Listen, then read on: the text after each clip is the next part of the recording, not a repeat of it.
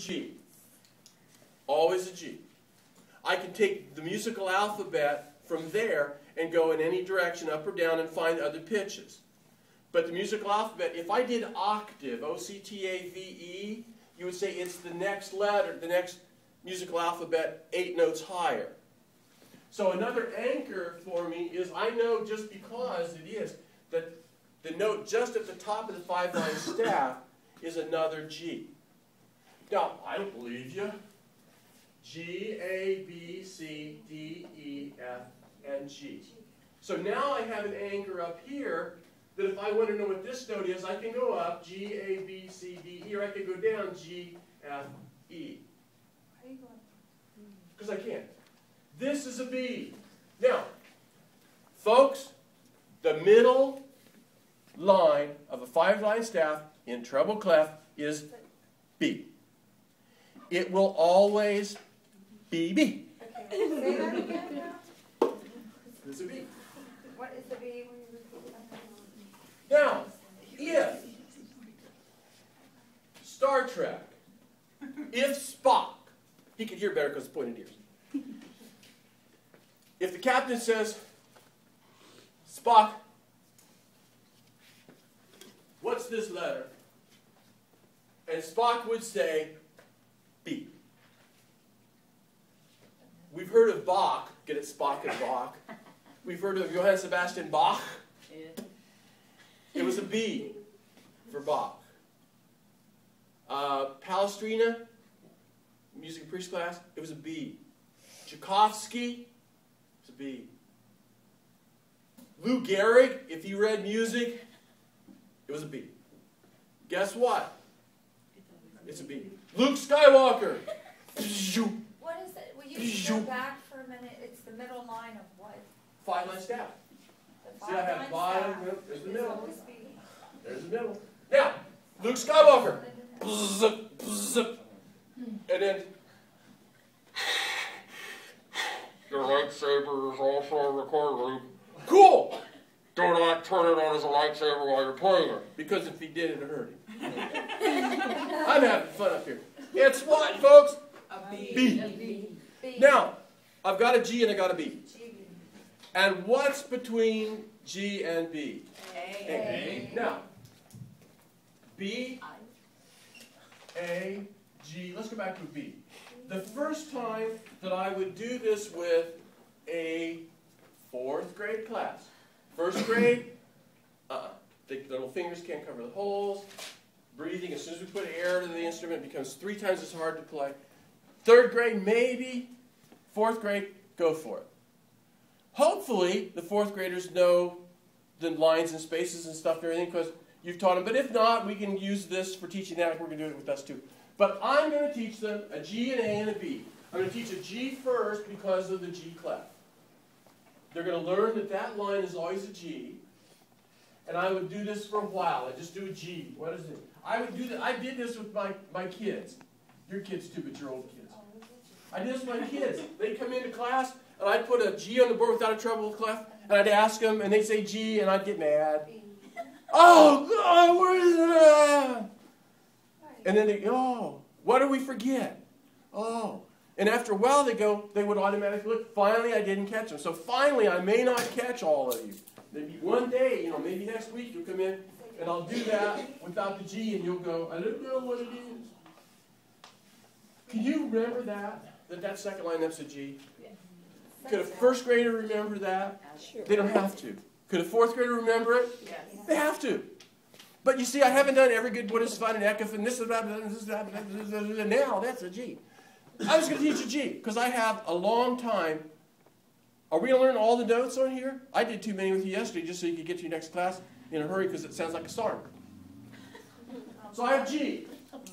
Now a G is not an easy note to play. So I'm going to teach them from the G, I'm going to teach them a B because a B is an easier note to play. So I'm going to go, bye-bye. This is a B because I go up the musical alphabet from G. But guess what, folks? Now, we remember, anytime we're in treble clef, the middle line is what? B. Now, I never let my kids, so don't do this in your book when we start to read music out of the book. Do not allow yourself or your students to do this.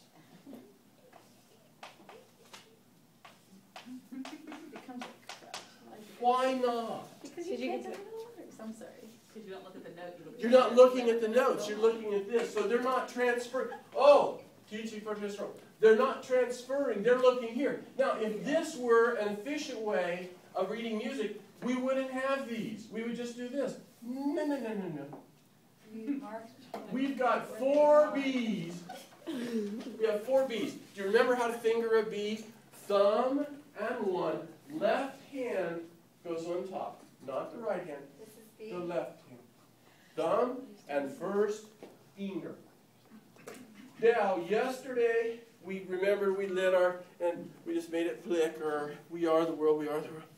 So do we blow very hard? No, because if we blow too hard, it just, I can't say the S word. It sucks. No. I have to blow soft.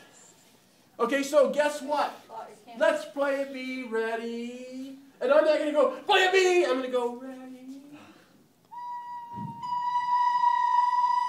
Now, if we look up, when I go like this, it means to play. When I go like this, it means to stop. Let's try that once. Ready?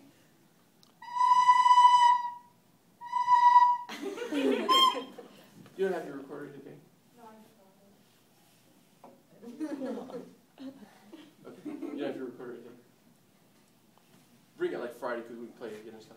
I'm sorry, I should have caught that. I have some extras hidden, but where you can. I don't expect to play them. I found them in the bathroom and rinsed them in the big rinser, so they're okay. But I won't expect you to play them if you don't want to. But at least kinesthetically, it helps. So my apologies. I get you increments next. Ready, B. Ready, go, B. Okay, you're so good. Well, when you stop. Now, don't play, please. We tell our kids these are musical instruments. They're not toys. So if you hear someone, you're getting the instruments out, and you hear someone going,